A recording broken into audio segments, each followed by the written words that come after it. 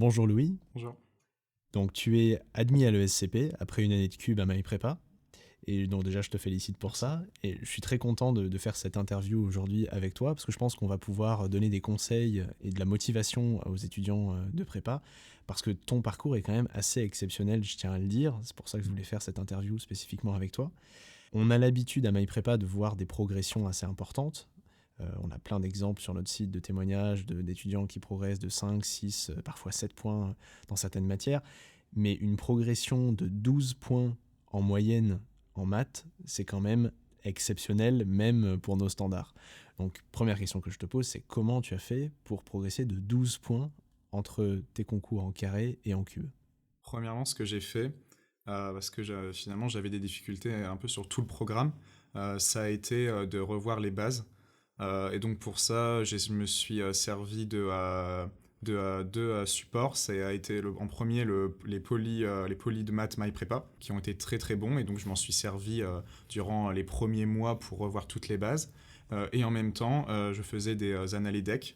Et donc ça me permettait à la fois de m'exercer directement et en même temps de revoir continuellement le cours. Et donc ça m'a permis de me renforcer.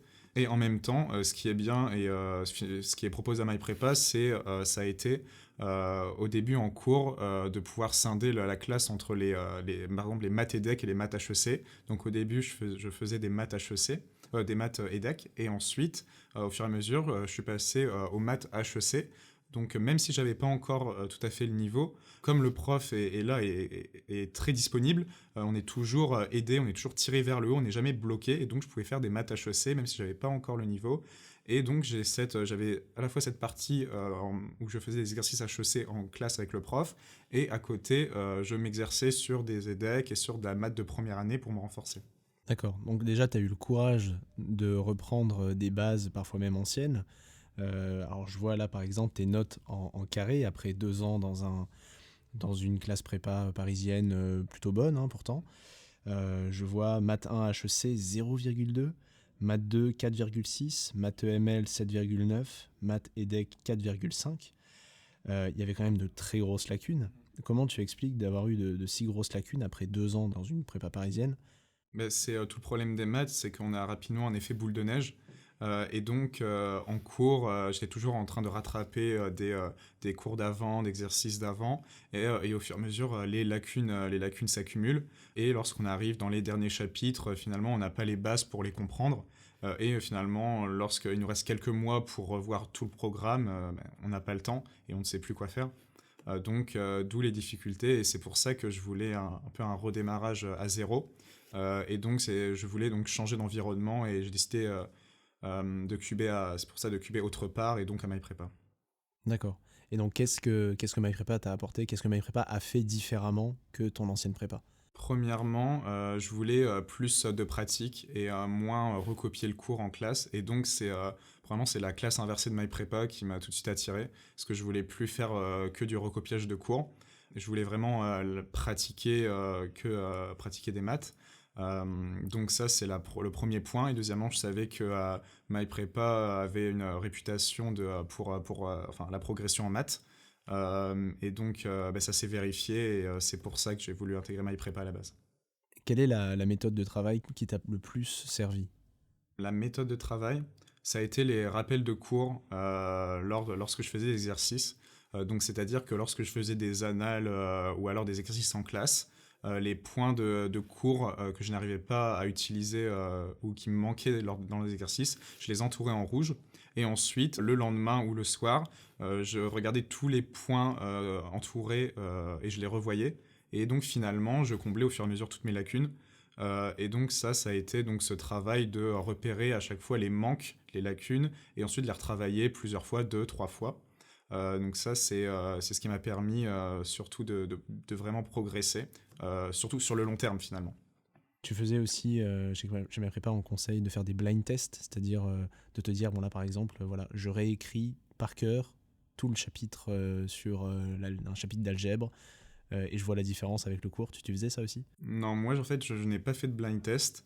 parce que en fait, moi je n'arrivais pas à faire que de la leçon à côté. Moi, il fallait absolument que la leçon soit incorporée et mise en pratique directement. Donc c'est pour ça que je ne faisais essentiellement des exercices. Et lorsque donc les points de cours me manquaient, donc j'allais regarder, les chercher, et donc moi ensuite je faisais donc le rappel donc a posteriori avec en entourant les points de cours qui m'avaient manqué. Donc moi, je voulais pas séparer la leçon de l'exercice, et donc j'ai toujours fait l'apprentissage de la leçon dans l'exercice. C'est ce qui est surtout présent dans les poly My Prépa, en fait, où on a la leçon qui est directement incorporée dans l'exercice. Et donc c'est pour ça que je pense que c'est vraiment la méthode qui a permis mon décollage de mes notes, quoi. D'accord, donc vraiment de la pratique Mhm. en premier. Autre conseil qu'on donne aussi chez My Prépa pour progresser en maths, c'est de refaire toujours les mêmes exercices. C'est-à-dire que tu fais une annale, et tu prévois de la refaire, que tu les réussis ou non pour vérifier. Parce que même si on l'a réussi un jour, il faut s'assurer que dans un mois, on la maîtrise toujours. Tu faisais ça?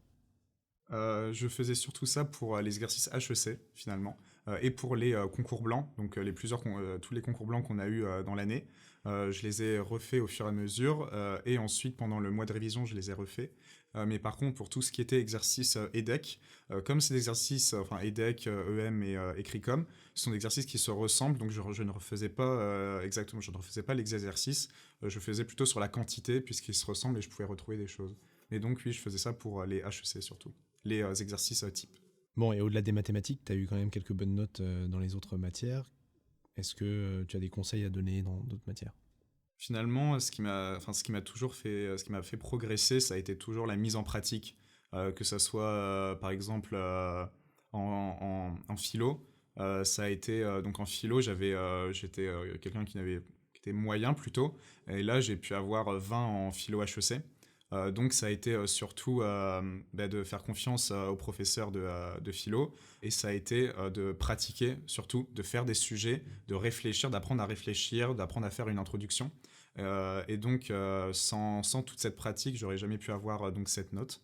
Et en même temps aussi en langue exactement. Donc en langue, j'ai évité d'apprendre du vocabulaire à part, et à chaque fois que j'apprenais quelque chose, c'était toujours euh, imbriqué dans soit une phrase, soit un thème. C'était toujours dans une mise en pratique, voilà.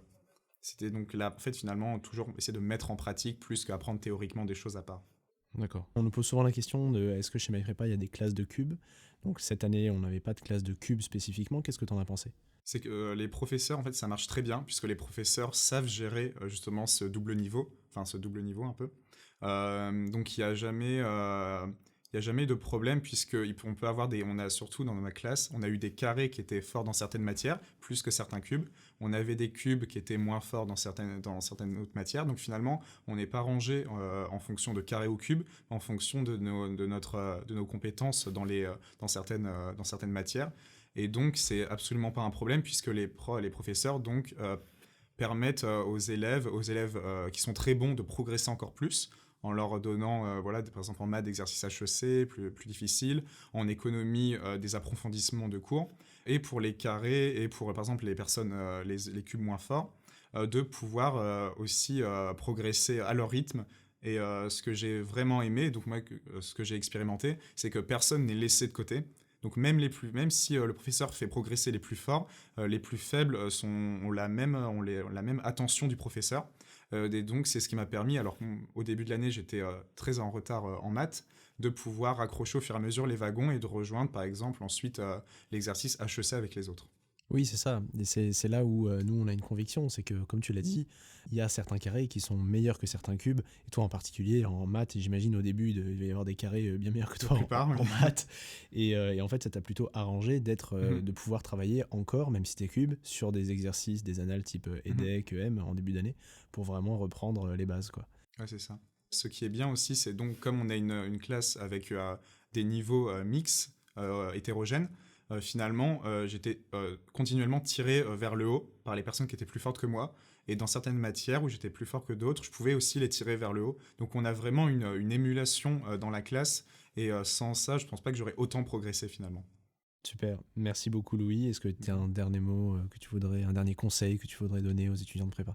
Un dernier conseil, ce serait donc de jamais abandonner, surtout, que la progression peut parfois être très difficile au début, et finalement, on se retrouve après plusieurs mois, on pense on n'y arrivera pas, et au bout de plusieurs mois, on voit qu'on a fait des progrès, etc. Et surtout que rien n'est joué jusqu'au concours. Au concours, tout peut se jouer. Moi, je m'attendais pas du tout à avoir une parisienne. Et finalement, tous les progrès que j'ai faits dans l'année, tous les conseils que j'ai pu avoir des professeurs et même des autres élèves, finalement, ont permis le jour J de pouvoir faire une bonne performance et donc avoir le SCP. Donc, faut jamais abandonner et rien n'est joué jusqu'au concours. Merci beaucoup Merci. Louis et encore félicitations. Merci beaucoup.